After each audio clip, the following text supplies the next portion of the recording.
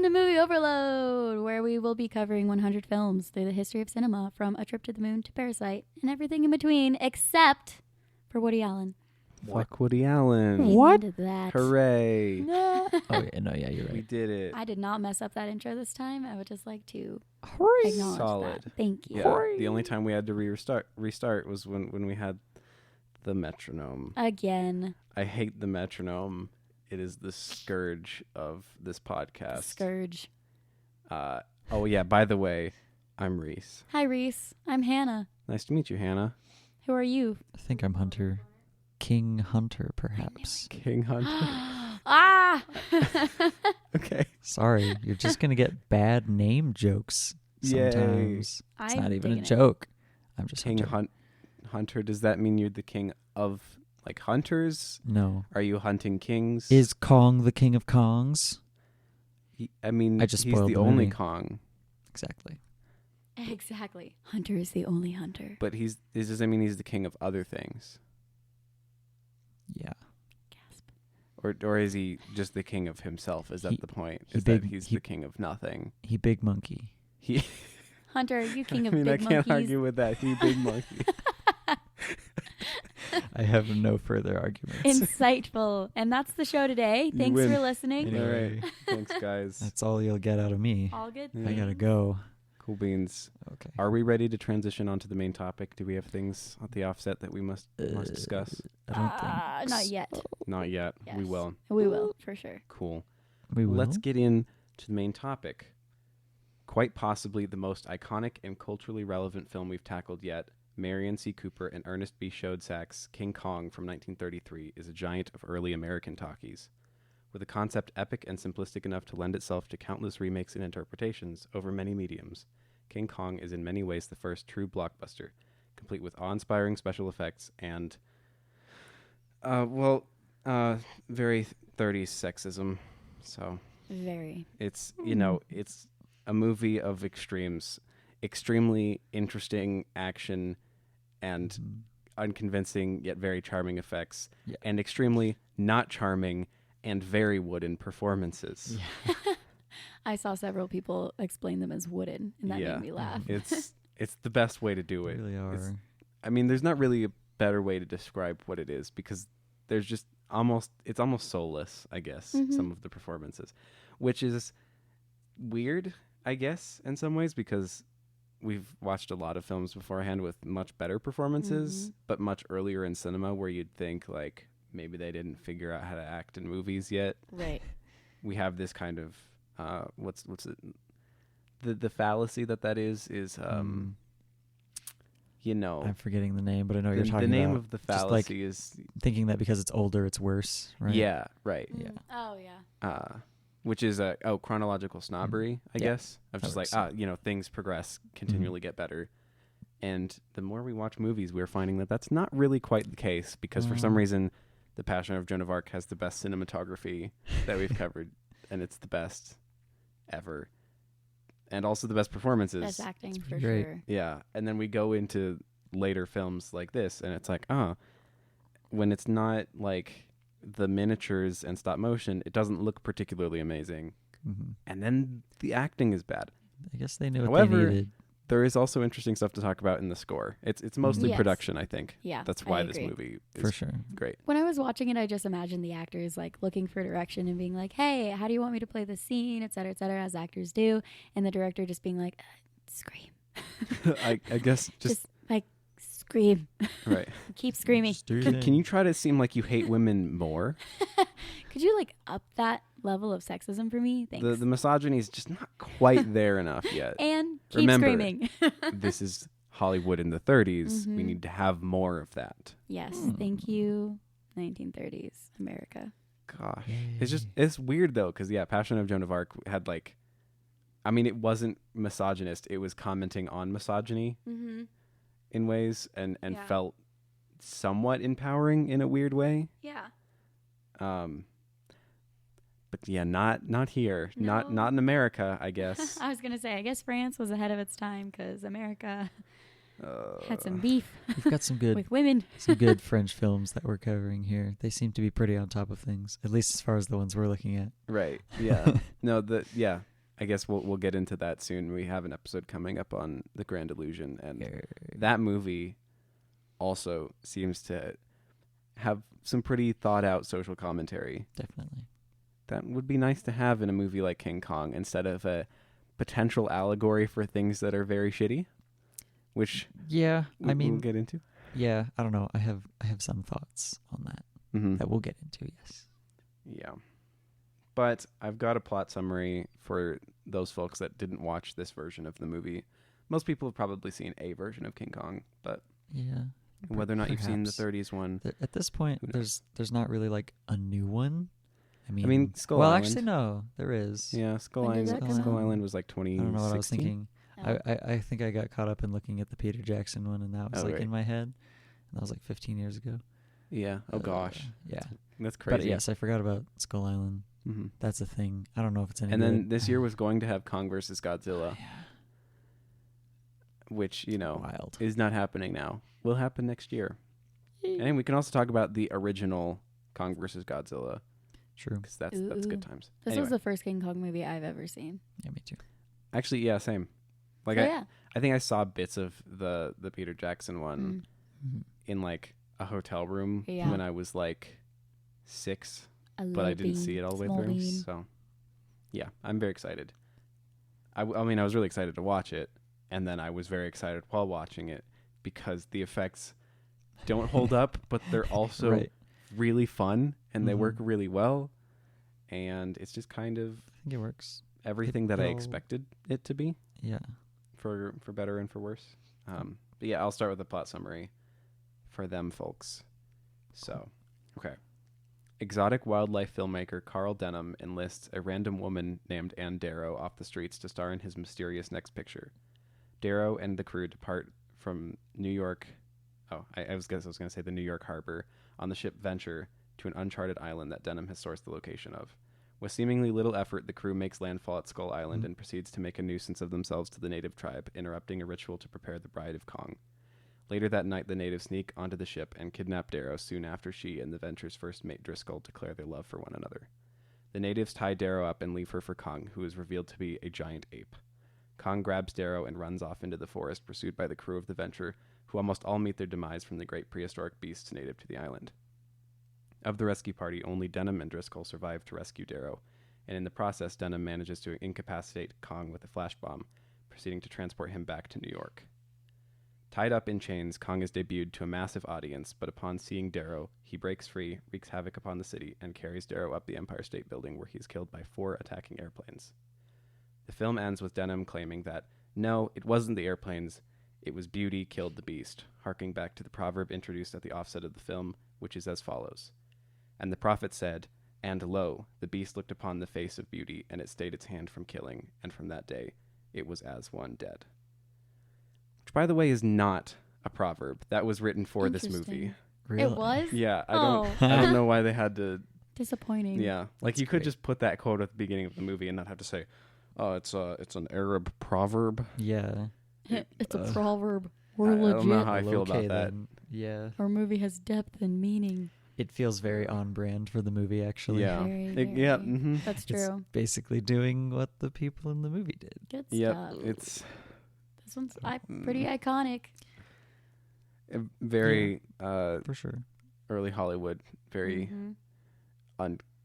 unconscious, stupid American garbage. You know. Yes.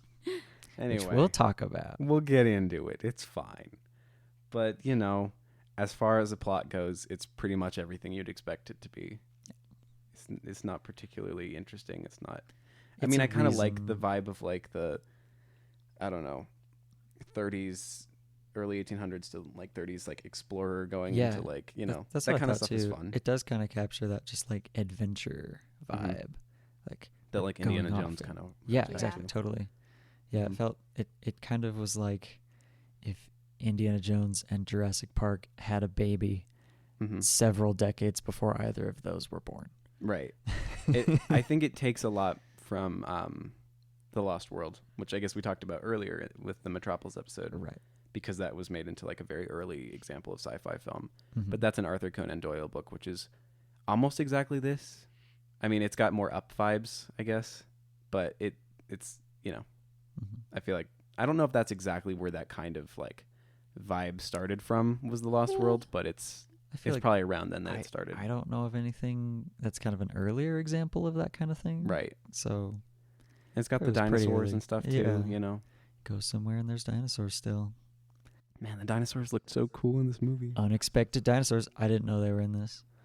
I- That's just Okay, whoa. I know like the iconic scenes from King Kong, but having not watched it before, I didn't really know the plot. Mhm. And all of a sudden, there's dinosaurs, and I was just like, "What the heck? Oh, okay. Is that like the Loch Ness monster?" No, it was a dinosaur. It's just a brontosaurus, which for some reason like that. is not an herbivore here. I guess Chillin'. maybe they just didn't know back then, but it's really funny seeing like True. the things that are attacking them be Yeah. all the things we know to be True. herbivores now. Yeah. Like, that's the thing that wouldn't have done that. Cool. Yeah, All of the other Nice. ones, I mean, except for the T-Rex, obviously. Yeah. But But they look cool. they do Yeah. look really cool. First, yeah, I was like, "Yep, definitely Jurassic Park, hmm like baby version." Baby version. It was And still it's pretty brutal though. honestly, and the effects on the dinosaurs are not like too much worse than what Jurassic Park looked like in, you know, True. oh gosh, Yeah. 60 years That's later. true. Well, I mean, yeah, I guess given the time span and everything, Jurassic Park is great. hmm Effects in that movie are bonkers. Yeah. But these are great too. Like pretty good. they work together pretty Mhm. nicely. King And- Kong walked so Jurassic Park could run. Yeah. Oh, that's beautiful. I know. Mhm. That's a proverb. But it's also kind of interesting to note that this is pre-Ray Harryhausen, Mhm. who is actually Ray Harryhausen was the protege of this guy who did the effects. Interesting. That is definitely what it made me think of. Like I yeah. haven't seen like Harryhausen's work specifically, but I've seen like I know what it looks like. And Right. this definitely made me think of that, and I Mhm. wondered if there was some connection. So it's Yeah, cool. yeah. So he is the protege of, I guess my notes here say Wills O'Brien. Okay. I might have misspelled things because some things are in capitals that shouldn't be. I was up very late writing this, and I That's did how it not goes. proofread. Me too. It's rough. Yeah, so the stop motion effects were done by Wills O'Brien and Buzz Gibson, and obviously they're legendary. And they had to do, just overall with the effects in this movie, they had to do like a ton of different things to be Mhm. able to not only just pull off some of the basic effects, but then to stitch them together was a really rough process because, you know, you have these live action effects. You also have some miniature things. You have a decent amount of rear projection. You have matte paintings, and they're trying to blend all of those in a way that is believable, which, Mhm. I mean, obviously, like, isn't quite believable, but it's also Right. surprising how well those things interact. Yeah. Like the number of times Kong will like pick someone up and Right. it looks like he really picks them up. Yeah, you know? like Yeah, I that had a was few impressive. moments of like looking at it and being like, yeah, you can tell that it's an effect. Obviously, like it's not hard, but then I was also having moments of like seeing a nice mixing of the creature effect and the live action footage and being like, wait, what? Mhm. And I had to like think about it for a second. I was like, what are they How doing? did they make it look like Yeah, he yeah. held her? You Right. can kind of get it, but like, I had to do a lot of reading, and even still, it didn't quite make sense how they did it. Like, it's not It's just kind of cool. apparent. Yeah. So they had, I guess I should just go through like the four main types of special effects that they did, Mhm. and then I can get into the different processes that they used. go for it. But yeah, the four basic pillars were just like, you know, stop motions, miniatures, matte paintings, and I guess what's called rear projection, which is if you've ever seen, which I guess we probably all have, you know, scenes in a movie where like somebody's driving a car and there's like a thing like behind them that looks like they're driving, you know, Yeah. like there's like a screen or whatever. Hmm. Basically what they do with that is they have a screen they set up, and then they have a flipped image being projected from behind. That's, you know, just Mm. footage. So they do that kind of thing a lot here. As I mean, a very obvious example of that is when they're like seeing the Stegosaurus Yeah. corpse, and they're like walking. They're like, "Wow, look at that!" And Yeah, they're it's walking really by Look it, at that. supposedly. like they just, you know, filmed that footage with the miniature and then had Right. it projected, which obviously would Cool. tend to look a bit more like faded and washed out Yeah. than normal, Hmm. because they're filming something that it was already filmed. So they're filming something that's being projected as well as other things in context. So it's I guess it's like pre-green screen. It's like a green screen before green screen, and it, you know, tends to look worse. But I think honestly here, as far as rear projection goes, it's not too bad. Mm-hmm. Yeah, it's pretty clever I thought it looked pretty for clear. 1930s. Yeah. I don't think this is the first movie that's ever done it. Yeah. But it's definitely an earlier one. But they also had to do a few different things with it. Like, for example, I heard that the birds at the beginning, like when they come to the island, were rear projected. I don't know how Interesting. they would have done that. Like, I wonder if... I was trying to sort out what it was saying with that one. Mhm. Because, the birds are, like, kind of overlaid on top of it. So I don't know how that would have been rear projected unless they had the footage of, like, the sailors and the boats and the island and whatever, and then they did... And they projected 2 different images onto a screen and filmed it. Interesting. Some things were confusing that they were describing because no. a lot of thought had to go Bonkers. into how to get all this stuff to fit together. And Totally. it doesn't look convincing, but it's also looks cool and is surprising. Yeah. But they also apparently used rear projection on their miniature sets. So they would have like a tiny screen in a miniature set that they would then project to, like, Jeez. the very small, little thing. But because they're doing stop motion, they're doing one shot at a time. This projector has to like hold up this image for a very long time and then like, click to the very next frame and do that over and over again. So they had to have fans to keep the Layers. footage from melting and catching fire Oh my Oh gosh. my gosh. to be able to pull it off. A good example of that is when Kong is like reaching down trying to grab Driscoll and he's like trying to evade. Yeah. I guess there was somehow they used rear projection there. Oh. So I'm assuming the screen was like where Driscoll was in that like bottom corner of the frame. Oh yeah. And they That were makes projecting sense. that bit of him, Right. and then Kong is reaching over in front. That makes sense. Yeah. So if you're trying to animate your miniature to match the footage of the person you recorded. Right. Okay. That Yeah. makes sense. Yeah. Which is honestly kind of surprising because it doesn't entirely look like Driscoll knows where the hand is, That's what I wondered in a lot of it. Yeah. which is weird because, like, obviously he wouldn't, but then Right. they can animate Kong so he is in the right place, but they kind of didn't. Yeah. Yeah. Not super convincing, but I mean, it's okay. wildly impressive nonetheless. Yes, totally, for sure. I appreciate the effort. Yeah, I mean, wow, just the concept Mhm. of like needing a fan to keep it from catching fire Right. and trying because what you're trying to do is just Oh. so, I don't know, It's out crazy. of the norm. It's so extra. It's not built for that. Indeed. Matte paintings were done by Henry Hillink, Mario Larinaga, and Byron Crabbe. Probably not pronounced crab. There's like CRABBE, maybe? Crabbe. Crabbe. And Brian Krabbe. Yeah, or Byron exactly. I don't know. Something. That Anyway, sounds accurate. cannot claim to pronounce things well. It's not my specialty, Yeah, but that's okay. it's fine. Oh, also, in regards to the miniature sets and the way that they would film them, they were worried that the lighting wouldn't look as intense if they were to stop and then start over again or like pick up later. So they would just kind of marathon these sequences that they were filming. Whoa. Apparently the entire T-Rex scene took 7 weeks. Oh my gosh. Which, I mean, I think when you switch to a different shot or, it cuts or something like that, that's probably factored into that equation. They can go home or whatever. Right. But just the fact that they're like, it probably won't look as good if we stop. I guess so. So we're just going to do this. Oy. For 7 weeks straight. Yeah. It's insane. Dedication. But also, apparently, the consensus from film historians is that there are no uses of a man in a suit in the entire film, that it's all models. And there are places where it looks good enough that you're like, Kong is far enough away. You're like, is that just somebody in a suit?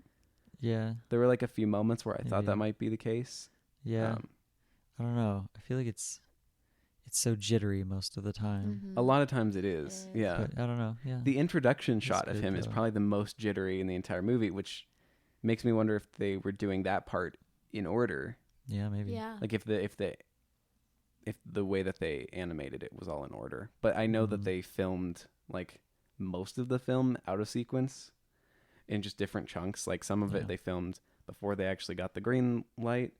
Yeah. Some of it they Makes actually had a screenwriter who was trying to finish the script in between Oh my gosh. Oh my gosh. them filming different sequences because they didn't have it written out when they started. Like they didn't really know. A lot of dialogue in some of the earlier scenes is just entirely improvised. That's fair. It's crazy. Hmm.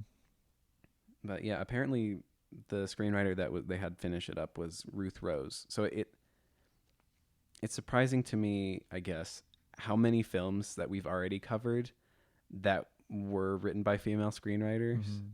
But it also just feels like there's not a lot of female representation. So did we make the sexist jokes, not the men? I mean, maybe that's just ad-libbed on set. I don't even know. It But it's weird. It just flowed so naturally out of the I males mean, on set. I feel like there may be something to be said for just the fact that like that kind of thought was just the norm Yeah. so much that even women kind of thought of themselves that way. Like, if that I guess makes it's sense, possible. like, If that fit, I mean, that sort of fits Darrow's character of just being like apologetic about being a woman. like, where he's like, I don't, you know, I don't want to be dismissive. women can't help but and, be a like, bother. I hope that Sorry. I don't know if that's like offensive and horrible, but like, I don't know. I've definitely heard of people like kind of talking about being like raised with this sort of like internal misogyny. Yeah, you know, and just like and you don't feeling think that about it, and you themselves. don't realize that like later we look, now we look back on that and be like, oh, that's rough, but at the time, a woman may have written that just being like, that's just how men treat women, and Right. that's just how it is. We were Like, trying to trick you all. We didn't want you to know that we were smarter than all of you. That Yes. makes sense. feel to free play to into yell the at me if jokes. that's a Bye-bye. bad take. I'm open to criticism on that kind of stuff. I mean, like, I don't think it's a bad take, Okay. but I also can't say. I don't So know. who Yeah. knows? We just do these things without realizing it, I guess. If Yeah. it's just kind of accepted. And then Mhm. times evolve and we realize, hey, the ladies should be able to do more. And then we did. Yeah, because they can. Exactly. Yeah. So anyway, that's all I have to Right. say about that. But yeah, it was weird when he's saying all these misogynistic things Mhm. and she's not even like kind of fighting back. She's like, "Oh, sorry. Yeah. I'll try not to be a bother." It's so weird. Yeah, Oops, just like again? Sorry. just the whole way she gets involved. Yeah, it's just like stumbles across her on the street. He's like, I pick you. You're coming with me. And she's Adventure like, of a "What? lifetime." Huh?" And he's like, "Oh, don't worry. I'm a very powerful white male figure." And Yeah. she's like, "Oh, okay." Neat. Toxic masculinity. That's honestly the just name of the kind of movie. the thesis of this movie, Yep. Yes. unintentionally. We I was gonna love say it I'm not sure the here. movie totally realizes that, but it yes, totally doesn't. like there are so many parts of this that feel like it's actually like very deliberately doing that, Mm-hmm. and then also it's like, oh, maybe not. It's weird. Because they never give Darrow a moment where she's anything other than just getting tugged back and forth between Yeah. different male figures of Right. different species, It's- but still, It's in the way, that she's treated, and she's like in a the- literal object. and in the way Yeah. that Kong is treated also as like a piece of some other part of the world that is kind of ripped away and turned into an attraction. Mhm. There's this terrible hubris of it that's just like, oh, we can take this thing and bend it to our ends, and that's like, it almost feels like they frown on that sometimes. Like they almost kind of make Kong sympathetic when he's getting shot down. I feel like he's kind of pathetic looking and it's sad, but then the characters are so apathetic towards him, like, I guess he's dead now. Right. Oh well. And I don't know. Yeah. And It's Denham's weird. just like insistence with it somehow tying back to Beauty and the Beast. Yeah, I don't why, but it's weird. the thing is, I guess from what Cooper was saying, he thought kind of the point of the film was, let me see, I think I might have had a quote somewhere in my notes about what he was saying. He thought that the thesis of his film was, but I think it was something like the primitive being doomed by modern society, Yeah. which Huh. doesn't as much feel like I'm kind of sympathetic to we shouldn't have done this. It's more like yeah, we can totally like we can rip Kong from his island, so why Yeah. not? Right. It was just kind of unfortunate that he broke free and had to be shot. You know what I Yeah. mean? Right. Like I think the problem then is more of the attitude towards the primitive thing, Mm-hmm. which isn't a requirement. Yeah. You don't have to lock him up and stick him in as like a show. Right. Maybe you can just hang out and Yeah. let him do his thing and he's fine. You don't have to turn it into, trying to benefit yourself. Like it's Mm. just- It definitely just seems deal like the with kind of thing that's been handled better No, in monster movies later. Yeah, true. I mean, I also think that like from the bits that I've seen of Kong Skull Island and the Peter Jackson one, it kind of feels like maybe the vibe is a little bit more like we have respect for this, Yeah, I'd be curious. creature that's so much more large and noble in some way. I'd be curious to see the Peter Jackson one now because that one does seem to be like a straight remake of the original. Mm. Like same character names and everything, so Interesting. maybe worth watching. Yeah, that would be interesting to see. Let's see. Do I have anything about the special effects before we move on? Oh, yeah. So they had 3 different techniques for the way that they'd combine live action and stop motion. For very simple shots where like things were happening just in different sections of the frame and weren't interacting, those were just achieved by exposing one part of the frame and then running the film through the camera again to expose the other portion. Oh, that's cool. So like Interesting. that, not overly complicated, but then when they got to the more complex shots where live action and stop motion had to actually kind of interact or at least kind of cross over in frame, they had the first process was the Dunning process, which was a bit more complicated, took more work. They used Sometimes, which was invented by Carol H. Dunning, and essentially used blue and yellow lights filtered into the black and white film. I don't really know how that contributed to the look, but then by bypacking, which is combining 2 strips of film through the camera, Yeah. they were able to achieve shots just like, the one where Kong is like in sort of the background fighting the natives, and then there are natives like running in the foreground. Oh, yeah, And then he like I think chucks so. a log or something like that, and it Yeah. like hits one of them. I think so, yeah. That was done using the Dunning Interesting. process of like combining 2 different shots essentially. Okay. Cool. But then they figured out the Williams process, which was obviously made by Williams, Frank D. Williams. What? Yeah. It didn't require bypacking, didn't require colored lights. It actually, basically what he did is he invented the optical printer, Cool.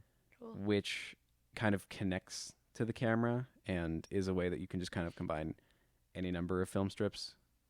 So they were basically able to, like the scene where Kong is shaking the guys off of the log and they like fall down that chasm Yeah. was done using that, where they're able to combine separate shots of the background, the stop motion, and the live action through optical printers. So they had a bit more freedom there because they were able to also have the background as a separate shot.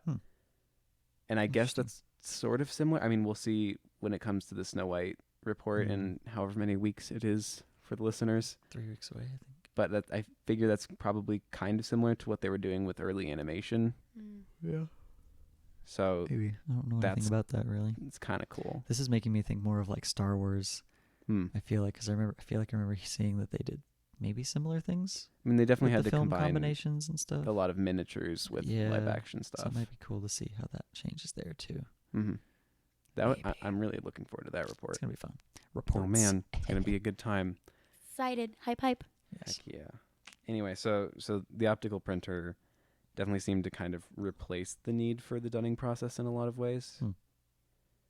And I mean, what was the point of using an optical printer when you could just expose different parts of the film anyway for the simple shots? Yeah.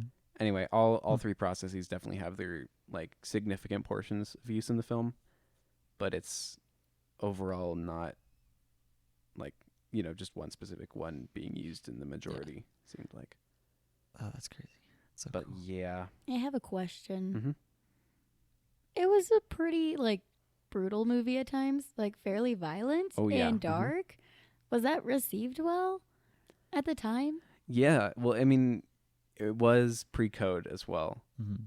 So Yeah, this was they were able to, still- there was kind of that scramble that we also saw in Right. Duck Soup. Like, all right, let's just shove it all in. Yeah. So There this- was I one think it shot. one There was a year scene that they didn't before. incorporate, which was when the guys fall down the chasm after being shaken off the log. They get like torn to shreds by like giant spiders and a bunch of different monsters. That would have been awesome. And apparently, it was too brutal. I want that even movie. pre-code, they didn't. RKO was like, no, you can't use Dang. this. Wow. So That would have been sick. I would have cried. apparently, that shot is lost. People have been trying to find it. They have like some still images of Huh. what that would have looked like, but it's lost. That which was sucks. So cool. I like would love to see. Like I know that's morbid, but man, that would be so cool to see what they came up with for that. Like just since they had like miniatures of the people too, Mm-hmm. that would have been wild. But yeah, usually everything is implied. And I Yeah. mean, even with the dropping into the chasm scene, it's just like ragdolls. Yeah, the ragdolls in this movie, it's kind of amazing. It's funny. Like these people just and Yeah. then you see them flop. It's great. Ah. So good. We needed the scream sound back then. Yeah. That Oh, would the fit Wilhelm so scream well. would be so Yeah. rad. Like, you Tragic. got the idea though. Mhm. Sad. But yeah, I mean, there's also the bits with the giant head that they had that they for when he's like chewing on somebody Mhm. and they zoom in and he's like ah. You're in my teeth. So I guess they've still got that kind of violence in there, but yeah. it, you know. Somebody gets stepped on one time, I think. Yeah. Oh, yeah. So actually, I have a thing about when they re-released it. Hmm. So they actually cut out a lot when they re-released the movie again in 1938, 1942, 1946, 1952, and 1956. Whoa. So it went back to theaters a lot. Holy cow. But every single release after this theatrical release, it was cut down Hmm. quite a bit because, Interesting. they were more into censorship. Right. So Hmm. they couldn't really get away with being more risque. Postcode, so they cut out the Brontosaurus killing the men in the water and catch Yeah. that guy in the tree, which is such Yeah, a good It's scene. so funny. It's like, why They did you also think this was cut a good out idea? Kong undressing Darrow and sniffing his fingers. I did not notice that part. Must miss that. Kong biting mean- and stepping on people. Yeah. Him dropping that woman to her death after he thinks it's Darrow and then it isn't. Yeah. And also, obviously, the scene with the creatures feasting on the crew members just never even made it to course. begin with. Sad. So, yeah. But RKO didn't even preserve the final cut, like the original Hmm. one. So, once they stripped that stuff out, they didn't keep it at all because for some reason movie Fools. studios back in the day sucked. It's just like Metropolis.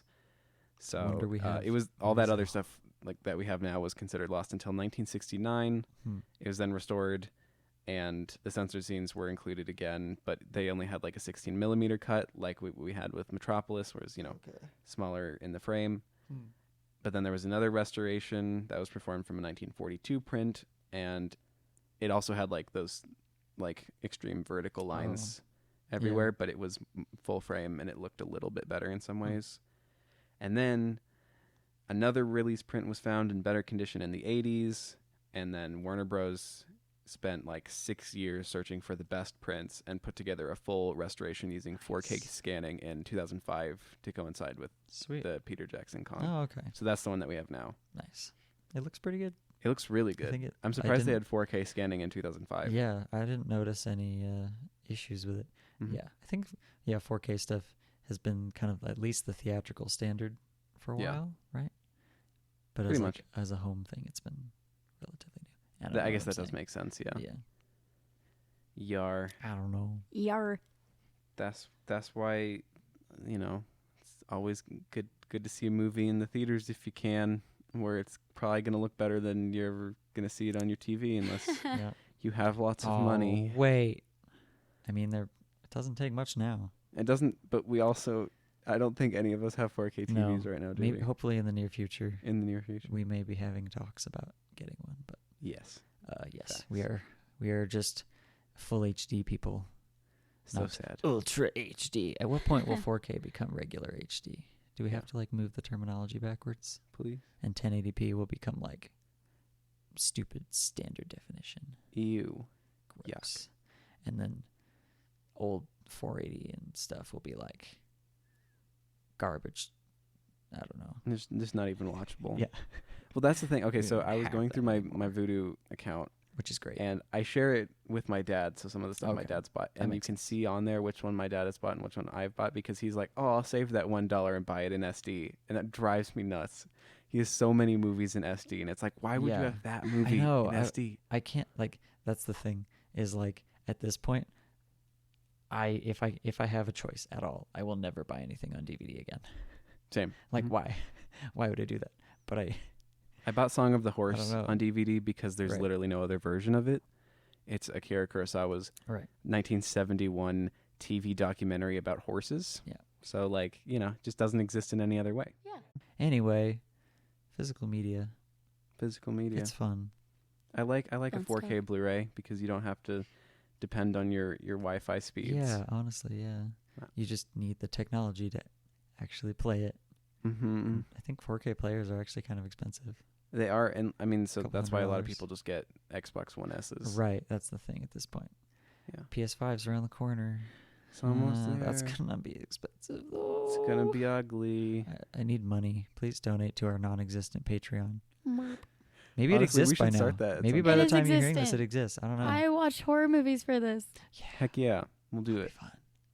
Honestly, I'm excited about that. I kind of want to do, so we'll do the horror movie So fun. thing. Yes. I also kind of want to do ASMR movie podcast. Yes.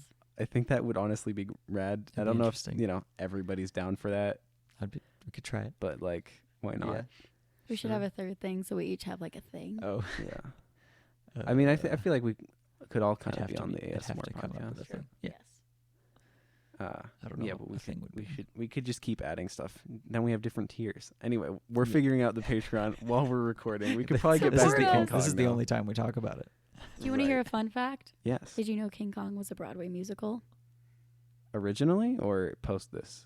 Post this, That's Not kind till, of like, rad. 2013. But Really? it looked pretty awesome. Like That's they had really a giant cool. King Kong on stage, and it was pretty cool. That's oh man, I really like the theater productions that just go all out with stuff like that. Like Dave Malloy is kind of known for doing crazy stuff. I think he did Yeah. Natasha Pierre and the Great Yes, Comet of I love that whatever.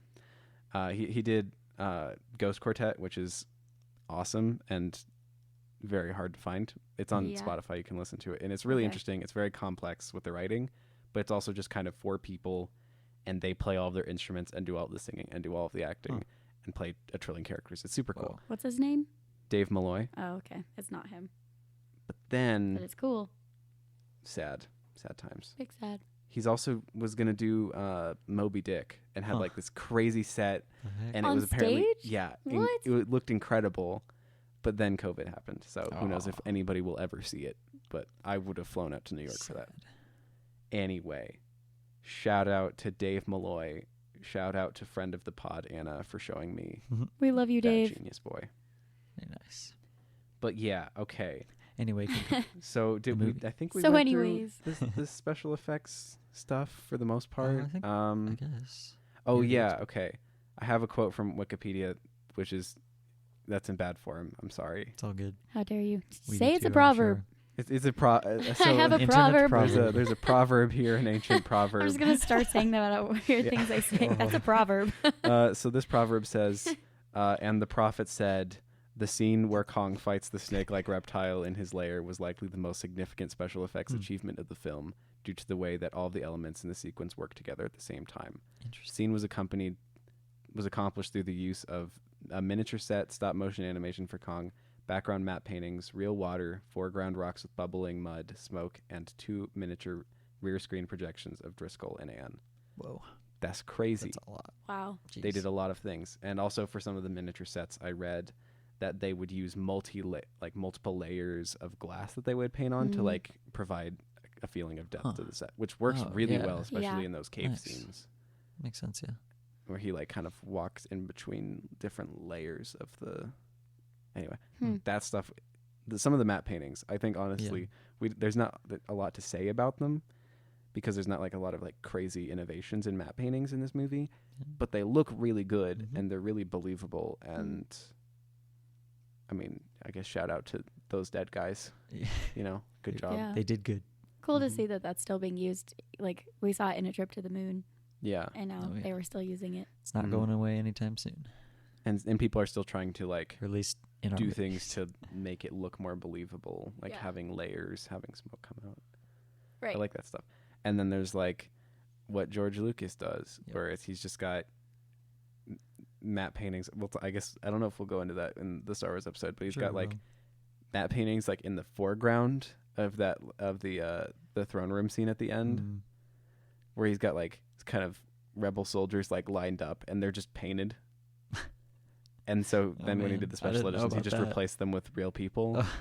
which is almost kind of sad because it was like a fun, like dinky, like Interesting. doesn't look that great. I don't know why he went for Oh, that. that's so weird. Putting matte paintings in the foreground, Yeah, but I didn't know anyway. about that. Weird.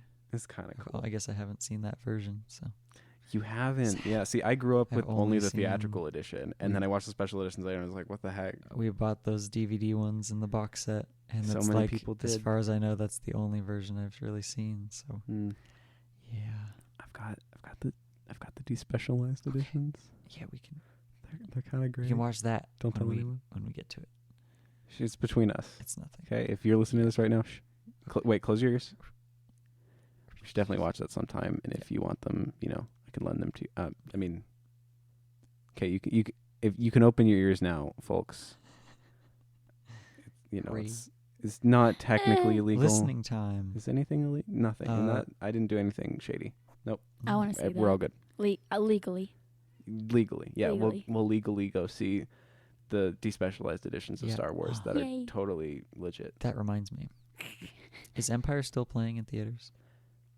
I don't know. Do we need to see that? We do need to see it. It would be fun. Yeah. Anyway, that's probably dated by now. It's definitely out of theaters probably by the time absolutely is, you're yeah. listening 3 to weeks this. in the future or something for us. Or no, Yeah. farther than that. I don't know. I like Star it's Wars. gonna take a while. Star Wars is good. Star Really is good. Wars. So that was the special effects, Mhm. Excellent work. But we also got a lot of information, or at least some information, about the live action shoot, Hmm. which apparently took place over an 8-month period and reused sets from other movies. Hmm. So some of the early like jungle bits were taken from Shodsack's own movie from the previous year, The Most Dangerous Game. Oh. But also like the giant gate was kind of spruced up. It took Hmm. like $14,000 they added on top Jeez. of that set to like spruce it up and make it look nice. Mm, But it was from Cecil B. DeMille's The King of Kings from 1927. that's cool. Yes. Nice. And It looked he cool. actually appeared later when it was burned down in a sequence in Gone with the Wind. No way. Whoa. So we will go Cool. into that Gate? later. Yeah. I thought that Weird. was really interesting. so All right. interesting. I'll keep an eye out for that. So a set was in a Cecil B. DeMille movie and Yeah. King Kong is That's also in Gone crazy. with the Wind.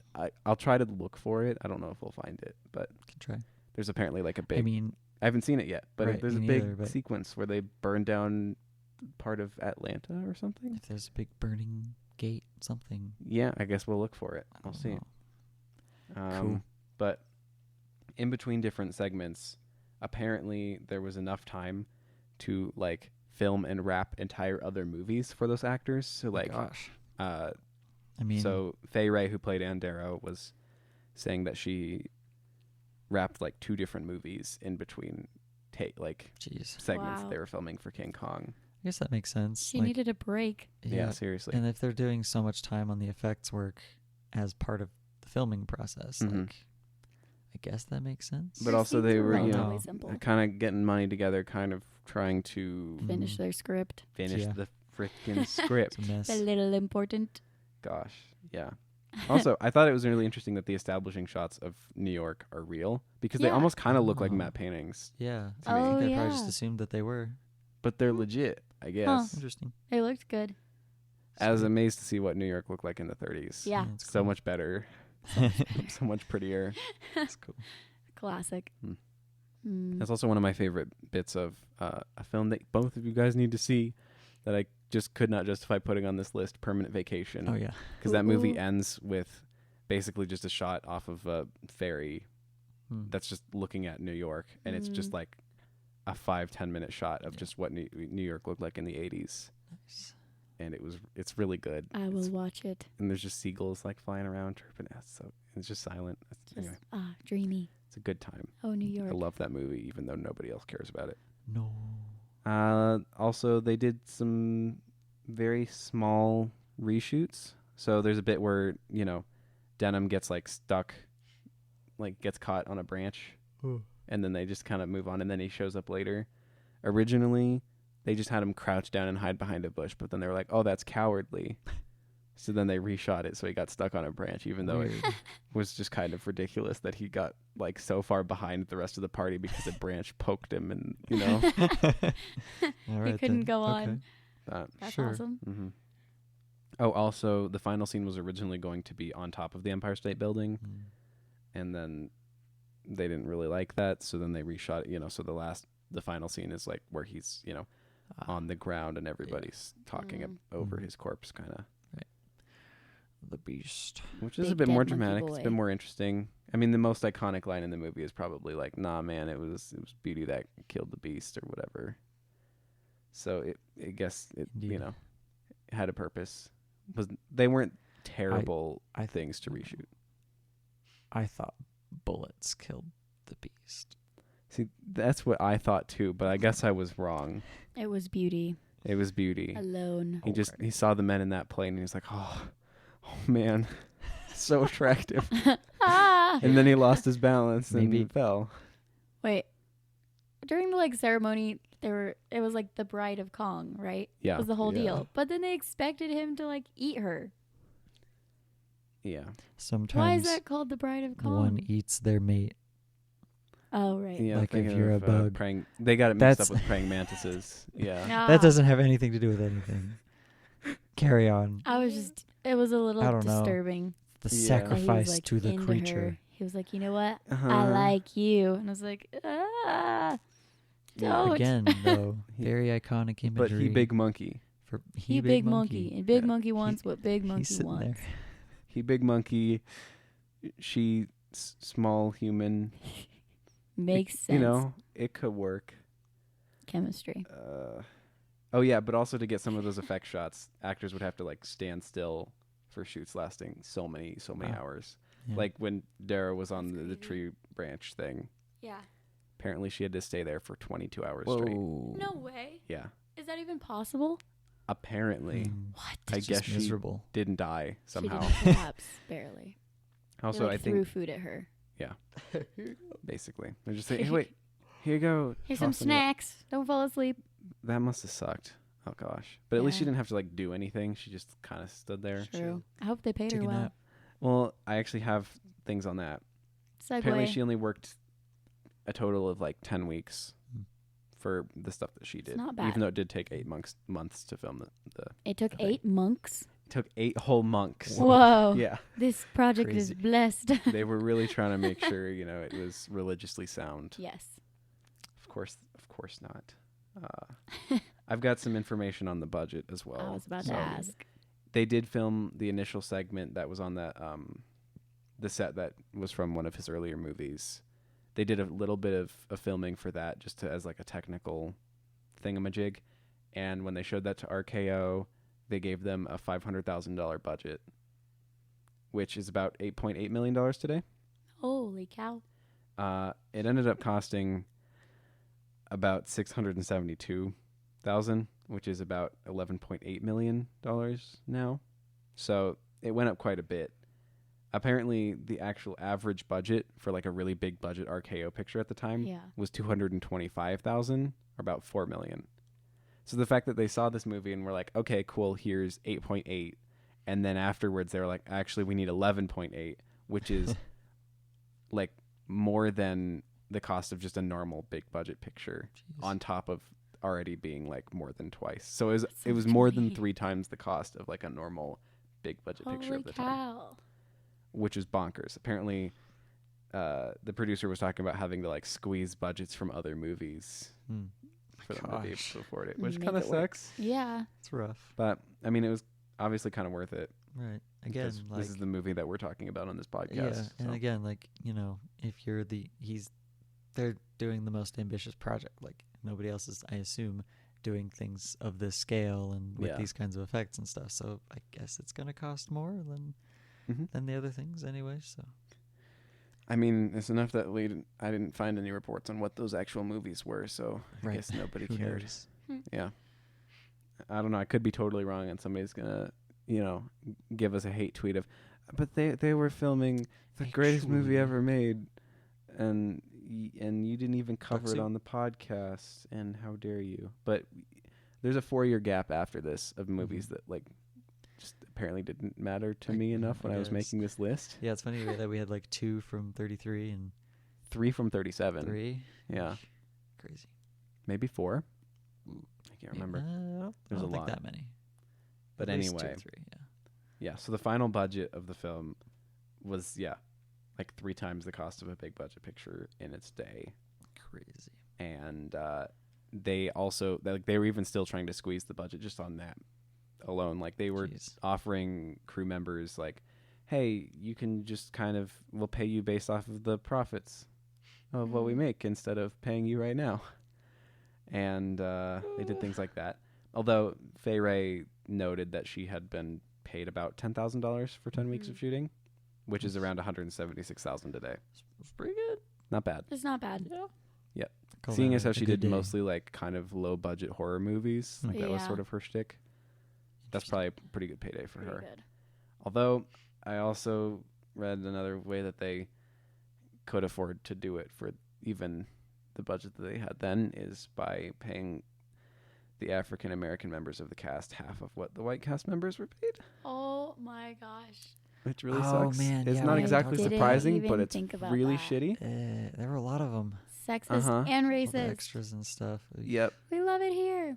It was I actually forgot. a huge deal back then that they even got to be in movies, I think. But, That know, also reminded me that I wanted to we talk love about humans. the guy on the boat, the Chinese guy. Mhm. Maybe I don't know if you have anything Yeah. about him. I'm very curious. Yeah, But no, I if there's did anything. some research on him because I was like, is this an early instance of yellowface or something? And Yeah, I wasn't it sure wasn't. because I saw his name was Victor Wong or something. Yeah. So So- he was a Chinese actor. Okay. He was obviously just even though he was born in America and lived in America his whole life, he was having to play up a fake accent and do all this stuff right, to just it's of course going to be exaggerated yeah, to fit the stereotype. which is I guess from what I saw basically his entire career was doing that sort of thing, which is I guess that is the only way a minority could have a career in acting at the Yeah, time it's is fair, just I by suppose, at the time. being very stereotypical about yourself, right. about your culture, It's rough. which sucks as well. But at least from what I was reading, I did not note any instances of blackface or yellowface in this film, Yeah. which is, I think that makes sense. I mean, that's at least there's that. There's It's something. not much, but Yeah. at least that's a thing. But yeah, so they did pay minority members of the cast half of what That's white rough. cast members got, which, yeah. Anyway, Oy. that's garbage, obviously. Trash.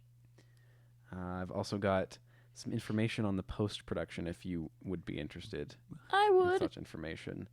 So I guess a guy named Murray Spivak did the sound effects and did some really inventive Foley work.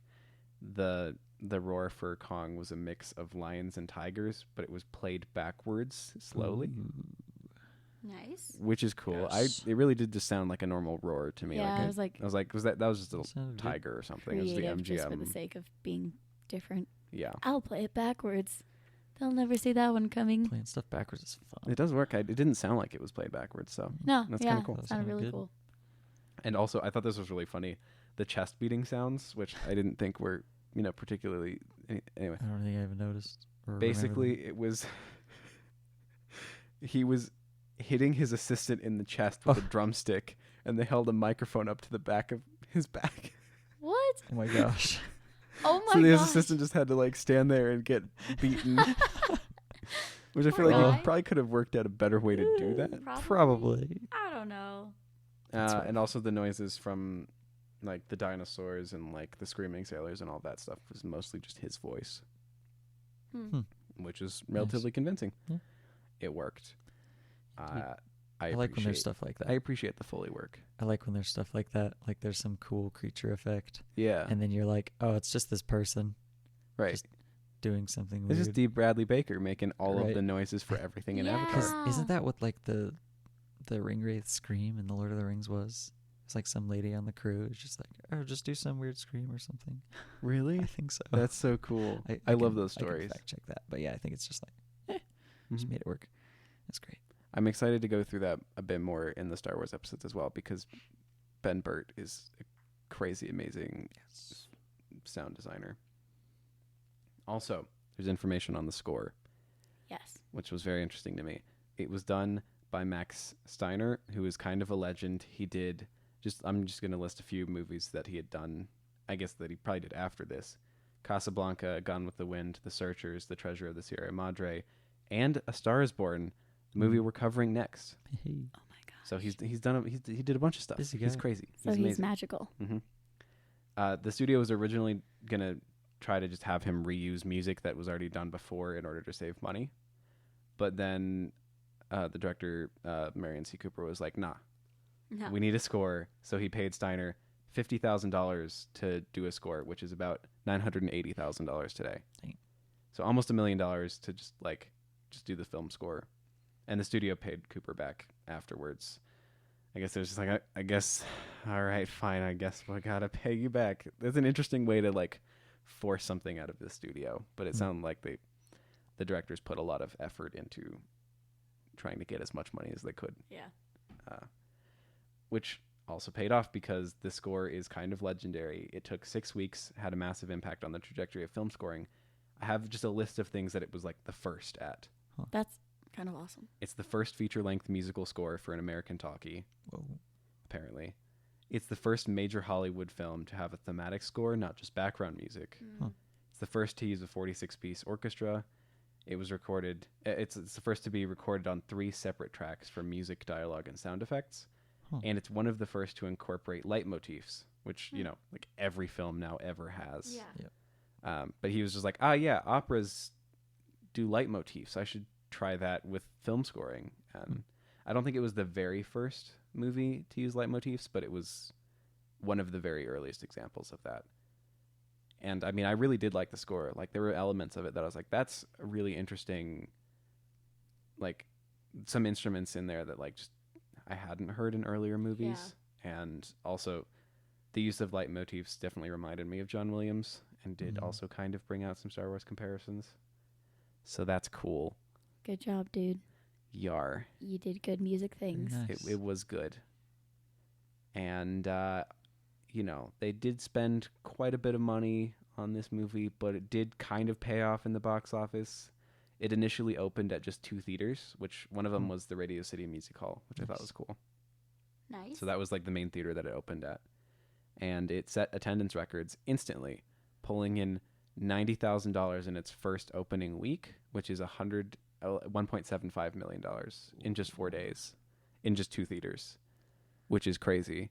I mean, I think The Farewell definitely broke that record in its opening weekend of just being in like 2-4 theaters or whatever. But So people were into it, is what I'm hearing. yes, people Like, were initially into it. The code was about to come in, but people liked the dark violence Yeah. and monkeys into women. It seemed like it did pretty well. People thought it was Trippy. cool. Oh yeah, also I've got what ticket prices were at the time, which I thought was interesting. That's awesome. Tickets would range from about 35 cents to 75 cents at the time, which in today's dollars is about $6.87 to about $14.71, which is That makes me sad. yeah. I'd be all right spending $6 on a movie. Be nice. 14 We had it. is like IMAX. Yeah, We had it for a week, we did. and now it's back up to regular. Is it prices. already back up? Yeah. Oh, that sucks. Womp womp. Yeah, that sucks. But apparently it made about 5 million worldwide when it eventually opened. Its world premiere was later at Grauman's Chinese Theater, which is cool. Even back then, it was doing all them world premieres. Nice. So it had, even though it made about $5 million worldwide, it only really made a $650,000 profit, which is about $12.75 million in today's money. The $5 million worldwide cost, or worldwide gross, is about $98 million today. So Sounds good to me. it's not bad. Like, again, people probably there weren't as many theaters. People weren't seeing as many movies as they were now. So True. like, even when you adjust for inflation, it's not like, the highest ranking movies now, Mhm. but like for the time, it Yeah. was a very big deal. Totally, yeah. It's cool. Yar. Yar. Make the movie 10 times over with that money. That should be like the sound of the podcast. Yar. I Yar. like Yar. I like that. Oh man, I'm sorry. I feel like I've just talked so much because I've got so many notes here. You good? My voice is already like starting to get raw, which is not a good time. We've I think When I'm we've just got to sleep bank deprived, episodes. It as looks like we're always, just so I'm over an here for hour. the ride. so we're pretty far in here. Yeah. Cool. Well, I've only got a little bit left. Okay. So I've got some fun facts, just two brief fun Fun facts, facts. and then we can get into the sexism and the racism and Yes. the reception. But King Kong was one of the first Criterion movies released on Laserdisc. Ooh. It was also the first movie ever to have a commentary track included, Really? which is Interesting. rad. I still would like to own something on Laserdisc. I think that would be really fun. It'd be cool. They had some at Second and Charles one time, What? but they didn't have any like movies that I cared about, so I didn't pick them up. Oh, that sucks. But it was fun. I get They're- King they're Kong. That'd be freaking cool. Huge, dude. That's great. Anyway, carry on. Laserdisc is fun. My grandpa used to collect them back in the That's day. awesome. Like I have nothing to play it with, and I probably never will. I just think it's fun. Yeah. It's I so mean, great. just the I don't idea of know. having just like some awesome, amazing, like Yeah. having Seven Samurai on Right. Laserdisc, and It's like a vinyl, yeah. but it's a movie. Oh, so cool. Okay, carry on. They should definitely do that as like a collector's edition That'd be thing. sweet. Anyway, it also didn't receive any Academy Awards. Was this Rude. before or wait? When did we say the Academy Awards started? They were out at this point. Okay. I couldn't don't remember when they started. Okay. I didn't look that up, but I they think did it not was have like a in the visual 20s or effects something. category until 38. And the producers and like everybody involved in this film was pushing the Academy really hard to like Right. give it an award for its visual Yeah, effects, you'd and they were hope- like, "Nah, Yeah, you'd hope we that ain't it would doing like, that." it would legitimize that kind of thing. right." And They were like, "No, we're not going to do that." And then 5 years later, they did it. And it's like, come on, man. sad. Anyway, so it didn't get Mm. it didn't get awards. I feel like that takes so much more effort than so many other aspects of, especially back then. And they were Right. already getting into special effects for years before Mhm. that. So why wouldn't Right. they It's- give that credit? Yeah. You suck. Yeah. Well, they changed their minds 5 years later, and obviously couldn't go back and. We'd give it like an to award, spite but- the Academy. Got there now. Right. Yeah. Screw you. Hashtag Oscars. So not visual effects. Yeah. Yeah, rude. Gosh. Oscars. Anyway, Anyway. so I guess we did already Cool. kind of talk about the sexism, Yeah, kind of sprinkled that stuff in. but I just hear more. the bit where he's just like, I love you. She's like, but you hate women. Yeah. And he's like, You're not yeah, women. but you aren't women. Yeah, I was like, I just wrote here that sucks butt. it does. So- It's really bad. And that's I how we was- sum up the whole I was movie. maybe going to use that as my quote. Yeah. I'll think of something else. I'm sorry. You I got to have think of another- something else. I have Yeah. another one actually. So it's Haha. okay. All right. And then, The audacity of these men. I know. it's I just like, swear. why? but it gets worse, guys. We've got some unfortunate racism allegations. Ooh. Makes sense. So, while the film is most often compared to Beauty and the Beast, many critics have seen in it a racial allegory, claiming that it's about interracial romance, like being like a Ooh. cautionary tale about Yikes. I interracial didn't romance. even read into Ooh. that. Oh my gosh. Which, yeah, especially Yikes. since, Ugh. as sources were saying, like often in that day and age, African Americans were depicted as being ape-like in a Right. obviously in racist connotations. So they're like, Yeah. yeah, which is really rough. Yeah. Yeah. It's also Do it's- we actually think that? I was gonna say I don't think it's that, a reading that, like, if you're aware of that going into the film, it does work throughout the whole film. Like that reading is yeah, functional. I think you can hold that up. I wouldn't think that was intended at all. Well, I wouldn't. yeah, think the directors for do sure. maintain that the story doesn't have any meaning, that it's just a story of the primitive being doomed by modern civilization. Right. But Even that's like, ugh. yeah, Okay. for the most part, they were just like, no, this doesn't have any deeper meaning. Don't think about it. But Yeah. at the same time, It's hard not to sometimes. just because like a theme or an allegory is unconscious, Right. doesn't exactly mean that it's Yeah. We're not saying, like, shitty. Yeah, like we you know? kind of have to talk about those things a lot. Like, yeah, sometimes you just code problematic things into your work without Mhm. meaning to, and it may not show up and be obvious initially, but Right.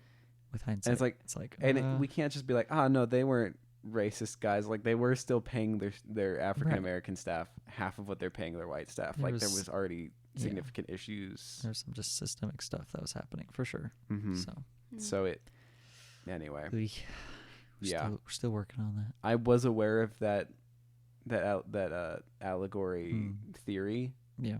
going into the movie, and it did make it a less enjoyable experience. Yeah. Like, the visual effects are still great, Right. and the score is still awesome, just like with Metropolis. Yeah. But I don't know how I feel about the movie. However, there is something to be said that I don't know that everybody read that into it at the time, because apparently it was banned in Nazi Germany Whoa. for being, quote, a violation of German race feeling.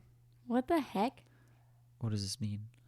I was trying to sort out what that would mean. Race feeling? Yeah. Why are all these movies getting tied back to? I don't know, Germany. but apparently Hitler saw it multiple times and was quite fascinated by it. Huh. I don't know. Wow. Okay. Maybe that's I don't know. my segment on Like, the he podcast liked it, is, but then it was banned?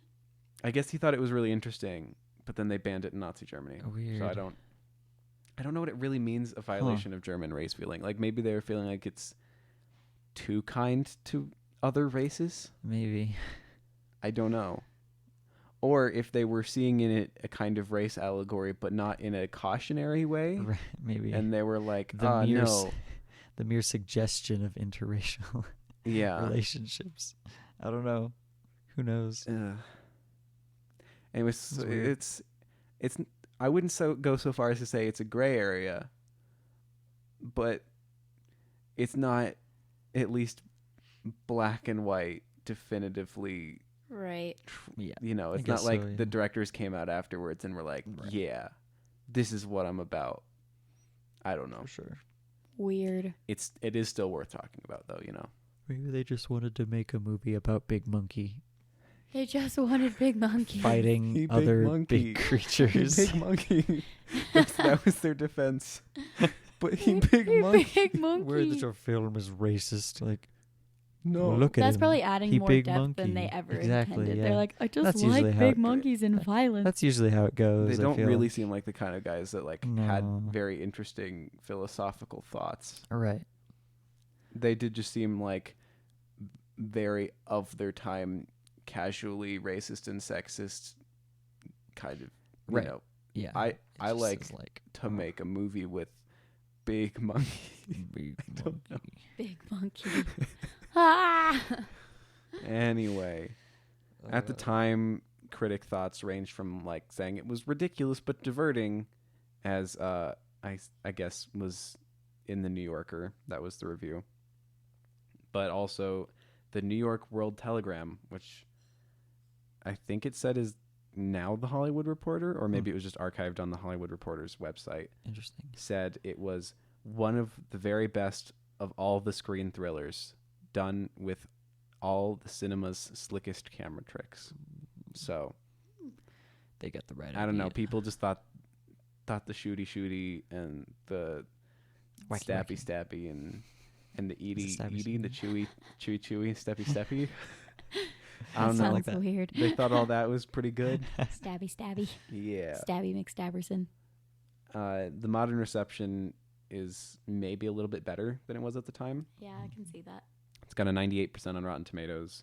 It's got a Nice. 90 on Metacritic. Nice. It is ranked. It's on 7 of the American Film Institute's list. It's considered the 43rd greatest film of all time on their list. What? Nice. And it is on Ebert's Great Movies list. He had a pretty interesting quote that I also inserted into this.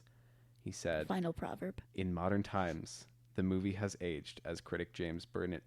I can't say that name. Ha! I should have thought about how to pronounce this before. Berardinelli. I'm just going to go with that. Sounds good It's to me. probably wrong. I think that's good. Berardinelli observes, and advances in technology and acting have dated aspects of the production, yes, but in the very artificiality of some of the special effects, there's a creepiness that isn't there in today's slick, flawless computer-aided images. even allowing for its slow start, wooden acting, and wall-to-wall screaming. There is something ageless and primeval about King Kong that somehow still works. Very nice. Which- Wooden acting. I mean, I know that's, a very cliche thing to say, but Ebert was right. I was gonna say, good Mhm. take. Yeah, that's a good summary. I like the wall-to-wall job, Roger. screaming comment. Yeah. I felt that too. Yeah. Yeah, apparently I don't think I noted that on the podcast. We were talking about that off pod. But yeah, Yeah. Fay Ray, when she saw the movie debut, she thought it was ridiculous. Like, she's like, the screaming was just so much. Like, why is this what That's a I... lot. Constant screams. She hated her screaming, so... Well, Also, screaming like that destroys your vocal cords. Uh-huh. Like, I was like, is she okay? Did she need surgery after this or Oh. something? Did she get nodes? Right. What did they do to you? Yeah. hmm, But I think that's all my information. very nice. Excellent work. And if we skip something, I guess it just didn't matter enough, so It who was cares? Yeah. good. Anyway, You know what we never skip? we never skip saying, oh, yeah, you did it. Thank you. We got back there. I didn't even really find a good spot to plug him in, but he's always on my mind. Right. Truly. So It was probably very distracting trying to watch a movie while also it really thinking was. about I Ryan was like, Gosling. how would Ryan Gosling view this movie? How would he Right. have acted in it? You know? yeah. So What character would you cast him as? I don't know. And Yeah, yeah, for sure. that'd be fine, man. Sure. I'd be good with that. Like could I do it. think he could pull it Complain. off very well. Yeah. He is also okay. That was weird. The HBO Max summary just called and just a blonde. Yeah. Kong She doesn't even get a name takes anymore. a blonde up to the top of the Eiffel Tower. That's basically HBO Max has the worst summaries that just Ryan talk about Gosling's what pretty happens in the blonde. climax of the movie and that's it. Yeah. But Ryan Gosling is also an attractive blonde. Exactly. And if beauty is killing the beast, Ryan Gosling will Ryan definitely Gosling. do the job. Mm-hmm. Wouldn't even make it to Ooh, New York. ooh. Yeah. Yeah, he would have just died on sight. It's like Ryan Gosling, oh my god. And he just falls over. He doesn't even untie him from the thing. He's just like, oh. And then yeah, Oh man. I like our dying sound effects. that works. Yeah. Cool. Cool. All right. Hmm. We should plug things. It's the Oh, time yes. to plug things. We're on the internet. We are. We're on the Shockingly enough. interwebs. What are our social media handles, Hannah? We are, wow, you think that I would just know them off the top of my head by now, but I suck. We're Movie Overload Pod on Instagram. Go follow us there and leave, I don't know, spammy comments for us. Yay, Hooray. spam. And then on Twitter, we're Movie Overload _ because pod was too long. Just big sad. That is big sad. And We have a website. all the links and resources at movieoverloadpod.com. That's pretty cool. What? You can email us, I think, as well at movieoverloadpod@gmail.com, and there's a Yep. contact form on our website. Yep. We accept hate mail. Oh yeah, I've been wanting to say this. Give us a rating on iTunes. Oh, yeah. That actually, Yes. so that's the way that people will get pushed our podcast. That's the way most people will find out about it. So if you can do that, that would be great. And we appreciate feedback. I wish more podcast We appreciate platforms feedback. had that. Yeah, And it's really only Apple, I feel it like. really is. But Which also, sucks. most podcasters pull from Apple Yeah. directly. Right. So I don't know. It's Yes. just it's kind good. of the Do the it. standard, Do the it. golden standard. Go to iTunes. Give and us do the thing. rating. Tell the friend that you have if Leave you that have tweet. one. Do you have friends? Uh, You should tell them about If the you podcast. do, and if you don't, we're your friends. Yay! It's You're okay. a friend of the pod now. Yeah, friend of the Hello. pod, you. Woo! That's going to be a Patreon tier. Yeah, if you want to be Friend yeah, of Friend the of the pod. pod. friend of the pod. If you want to be extra friend of the pod, you can give us $10 a month, and that is the tier in which we'll sort it out. It'll be amazing though. Yep. It'll be It's really all good. Watch me So- cry. Yeah. What? No, watch me scream more than Anne Oh, ooh. Mm. at a horror movie. Okay. That's the I want to challenge. see. Yeah, if you can actually have some louder, more obnoxious screams, that would be really cool. I think I could. I think it's in me. You I think I can. Yeah, I think I can get test that destroy out. your vocal But not cords right for now. I money. will for you Yeah. guys. Yes. Oh, For you For the guys. for the Oh, money. for friends of the pod. Okay. Oh, I don't know about money. I'll do it for friends of the pod though. Got priorities, man. Right. Reese, do you have related watching? Oh yeah. Okay, so I was gonna go back to some of the things we talked about before, but like, we mentioned Jurassic Park. I think is one that Definitely kind of big tends Jurassic to Park fall vibes into a in similar this. line. Yeah. Going into some of the stuff that Ray Harryhausen has worked on, like I guess early, was it Clash of the Titans? Yep. That's a That good. is That's a definitely good film. one. Also, the silent picture, The Lost World, which I think we talked about as an I think early we example brought it up, of yeah. sci-fi during Metropolis. I think that's probably like the Yeah. peak. I really The want to see that closest- now. Closest related stuff. Mhm. Yeah, makes sense. Those are Check it out. my choices. Yes. Very nice. Cool. So all is well in film and score. And as we say at the end of every episode of Movie Overload Pod, Confound this fog. It's so foggy. I don't know why, love but that. it stood out to me when he's like, confound this I'm fog. so proud of you. You did Yeah, it. You it's actually fog. found a It just line. felt notable for some reason. I don't You know why. remembered a. This movie was quote. hard to pull from. The dialogue wasn't very memorable. You could have either. just screamed. As we say at the end of every Movie Overload podcast. Look up, Ah! trying to scream, but you can't. That's it. That's all I got. Womp womp. Bye. Bye.